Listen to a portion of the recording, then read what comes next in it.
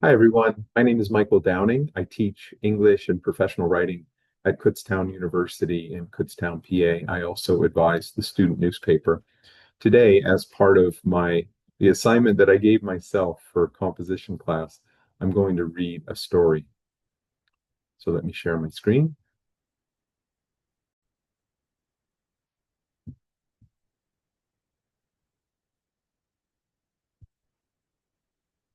And here's my story.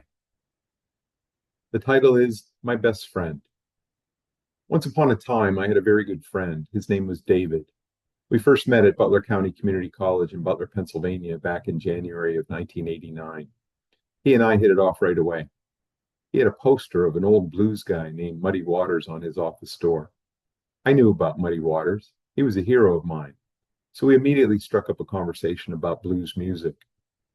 Do you know Kenny Wayne Shepherd and Stevie Ray Vaughan and Jimi Hendrix? I asked. Absolutely, said David.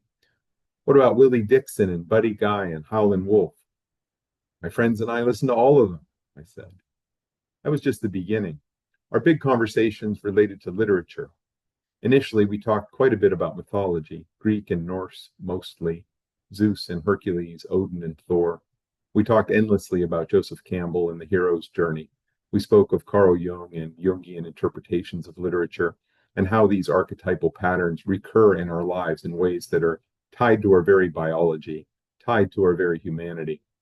At the time, I remember coming to the understanding that since the beginning of humanity, cultures all over the world have developed spoken language and rituals, including song and dance and storytelling.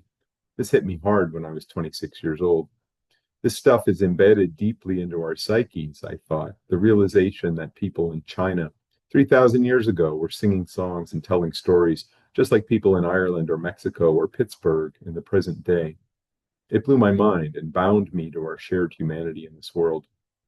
One of the most popular activities for us was to visit bookstores. Not surprisingly, David had a doctoral from CMU, and I was working on my doctorate from IUP. So we would spend hours at bookstores in the Pittsburgh area. We would prowl around the shelves, buy some books, then get coffee and look at our prizes. Wonderful days spent together.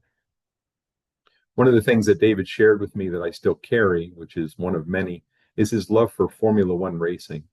Now, understand that I was never a huge fan of watching races on TV on a Saturday afternoon. NASCAR races are 4 hours long. And for me, it was just cars going around and round an oval track. I know there would be exciting times occasionally, but it really didn't appeal to me when I could be doing other things like kayaking or fishing. Then one day, David introduced me to Formula One. The races typically occur on Sunday mornings, and they are limited to 2 hours in length. Plus, there are no commercials. That makes the time investment quite reasonable. A cup of tea and a motor race. Pretty cool. Also, the pit stops are approximately 2.5 seconds. You heard that right. A Formula One pit stop where they change all four tires is approximately 2.5 seconds. You have to see it to believe it. I still watch Formula One all the time and fondly remember my friend. One of our lasting achievements is the August Wilson Journal. I launched the August Wilson Journal in 2015 when I asked the University of Pittsburgh if they would be interested in hosting it. They were. I was editor in chief, and David was managing editor. For many years, we worked together on this project and published a number of articles and interviews on Pittsburgh playwright August Wilson before we handed it over to another editorial team. It was pretty amazing. I have lots of stories about that experience, perhaps another time.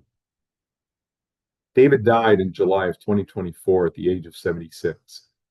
Here's what I wrote on his obit page. I've lost my best friend and am heartbroken. David and I met 35 years ago at BC3 and have shared so much in that time, from F1 to Shakespeare to August Wilson. We visited bookstores all over the greater Pittsburgh area and listened to all of the blues songs, from Robert Johnson to Joe Bonamassa. We launched and edited the August Wilson Journal together. There's so much to remember, too much to cover here. My heart goes out to David's family, Melissa, Dan, Linda, Renee, Marcia, David's brothers and sisters, Violet and Gwendolyn. He was a hero, a warrior, and a mensch. Love you always, dude. The end. Thanks very much. Thanks, I'm a little choked up. Thanks very much for watching. My name is Mike Downing. Enjoy your day.